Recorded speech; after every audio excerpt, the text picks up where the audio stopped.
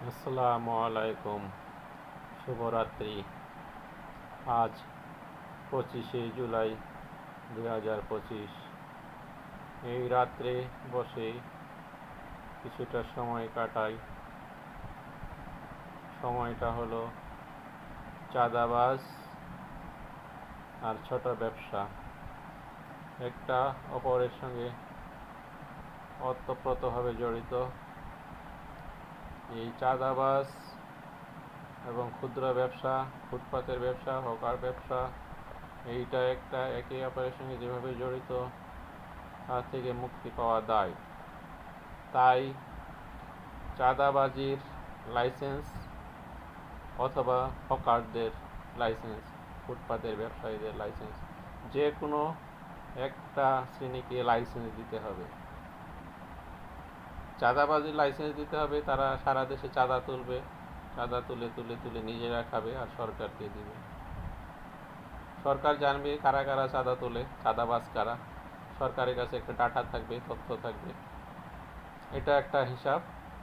আর যদি মনে করে যে না, চাঁদাবাজি তো ভালো না, এই ব্যবসা লাইসেন্স দেওয়া যাবে না, তাহলে এই যে ক্ষুদ্র ব্যবসায়ী, পান ব্যবসায়ী, বাদাম ব্যবসায়ী, চানাচুর ব্যবসায়ী, ফুটপাতে যত আছে মুচি টুচি থেকে শুরু করে হকার্স, ফুটপাতে যত ছোটোখাটো দোকান আছে, সেই সব দোকানগুলোকে একটি নির্দিষ্ট নীতিমালার আওতায় নিয়ে আসতে হবে। 100 টাকা থেকে 500,000 টাকা পর্যন্ত ট্রেড লাইসেন্স থাকবে। এদের পর থেকে ট্রেড টিন ভেট থাকবে। সরকার এদেরকে অনুমোদন দিবে।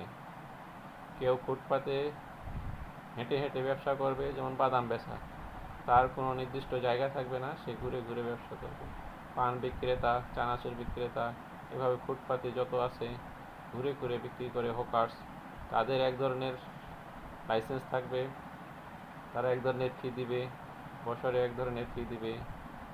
আবার যারা ফুটপাতে দাঁড়িয়ে থেকে, ফুটপাতে অবস্থান করে, কোনো খাটে, টেবিলে, চকিতে বসে ব্যবসা করে, তাদের এক ধরনের আওতায় নিয়ে আসতে হবে।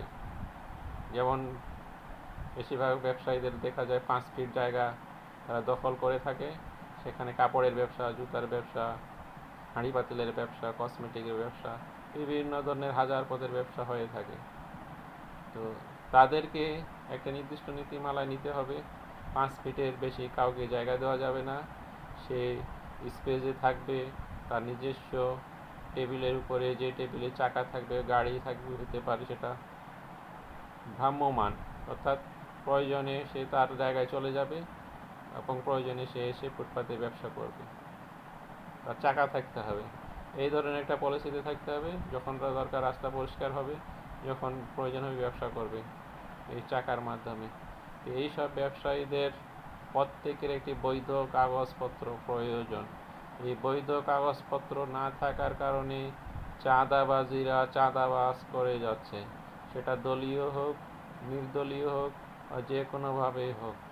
তাহলে তাদেরকে বাঁচাতে হলে, এই ব্যবসায়ীদেরকে বাঁচাতে হলে, চাঁদার হাত থেকে বাঁচাতে হলে, চাঁদা মুক্ত দেশ গড়তে হলে এই প্রতিটি ব্যবসায়ীর একটি আইডেন্টি লাগবে, তাদের ট্রেড লাইসেন্স থাকবে, টিন থাকবে, ভ্যাট থাকবে।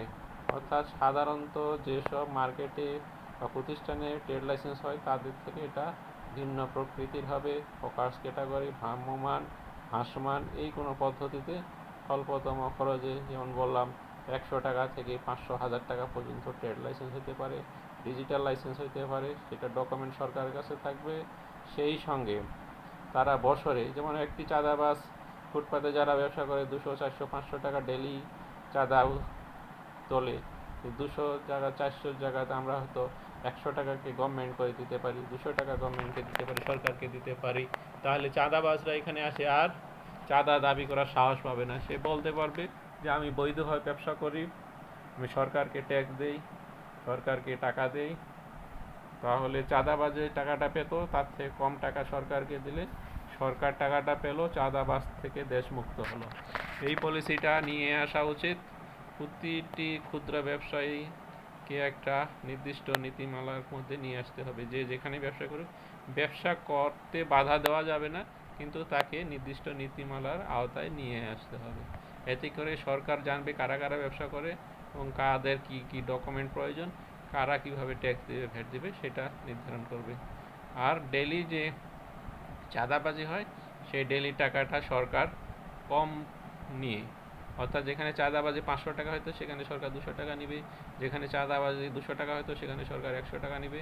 তাহলে এইখানে সরকার একটা খাত ডেভেলপ হবে, এই খাত দিয়ে এই ব্যবসায়ীদের ডেভেলপ করা সম্ভব হবে এটা।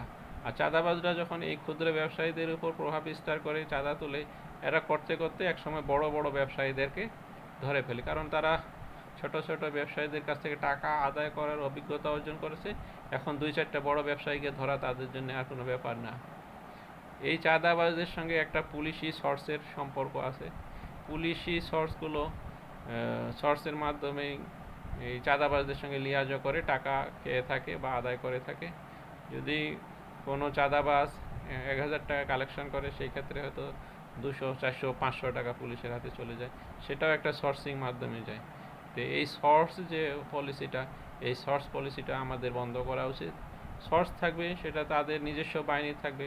পুলিশের সোর্স পুলিশ থেকে হতে হবে, বিডিআরের সোর্স বিডিআর থেকে হতে পারে, এসপি, এসবি, ডিবি এদের নিজস্ব সোর্স নিজস্ব টিম থেকে হতে পারে, নিজস্ব প্রতিষ্ঠান থেকে হতে পারে, আর্মিদের কাছ থেকে হবে। অর্থাৎ বাইরে কোনো সাধারণ সোর্স থাকবে না। সাধারণ সোর্সগুলো একটু ডেঞ্জারাস এবং তারা সরকার, পুলিশ বাহিনী বা অন্যান্য বাহিনীর সঙ্গে রাজনীতিবিদদের এবং ব্যবসায়ীদের লিয়াজো করে থাকে। এই লিয়াজো করার সিস্টেমটা ভাঙতে হবে। এটা ভাঙার জন্যে এই সোর্স সিস্টেম প্রথাটা বিলুপ্ত করতে হবে। সোর্স তাদের নিজস্ব প্রতিষ্ঠানে নিজস্ব বাহিনীর উপর ছেড়ে দিতে হবে। তারা সোর্সিং করতে চাইলে, ইনফরমেশন নিতে চাইলে তারা তাদের নিজস্ব বাহিনী থেকে কিছু ব্যক্তিকে নিয়োগ দিবে। অর্থাৎ 10 জন পুলিশ আছে, এখান থেকে একজন পুলিশকে সোর্সিংয়ের দায়িত্ব দেওয়া হবে। কোনো সাধারণ পাবলিক, সাধারণ কোনো ব্যক্তি সোর্সে যেতে পারবে না, কারণ পুলিশেরা ট্রান্সফার হয়ে যায়, এক জায়গা থেকে আরেক জায়গায় চলে যায়, সোর্স থেকে যায়। সোর্স পরবর্তীতে যে নতুন আসে তাদের সঙ্গে লিয়াজো করে এই ব্যবসাকে ডেভেলপ করতে থাকে এবং দেন দরবার করে, ব্যবসায়ীদের পরিচয় করে দেয়। তখন এই কন্টিনিউ প্রসেসটা চলতে থাকে। যদি সোর্সটা পুলিশের মধ্যে থেকে হয়ে থাকে, তখন ট্রান্সফার তারও একটা থাকবে, সে সময়তে এক জায়গা থেকে আরেক জায়গায় চলে যাবে। তখন নতুন যারা আসবে তারা যদি অপরাধমূলক কাজ করে থাকে, সেই ক্ষেত্রে সেই নতুন পুলিশেরা আসে, সেই অপরাধীকে সহজে ধরতে পারবে। বা যারা অপরাধ করে তারাও দুশ্চিন্তায় থাকবে, অপরাধ করতে কুণ্ঠাবোধ করবে। এই সব মিলিয়ে দেশে দুর্নীতি, চাঁদাবাজি, অপকর্ম, বিভিন্ন ধরনের দুষ্কৃতি যে প্রসার ঘটে থাকে, সেটা নিতান্ত কমে আসার সুযোগ পাবে। আলী বাবা, বিটিভি, ঢাকা।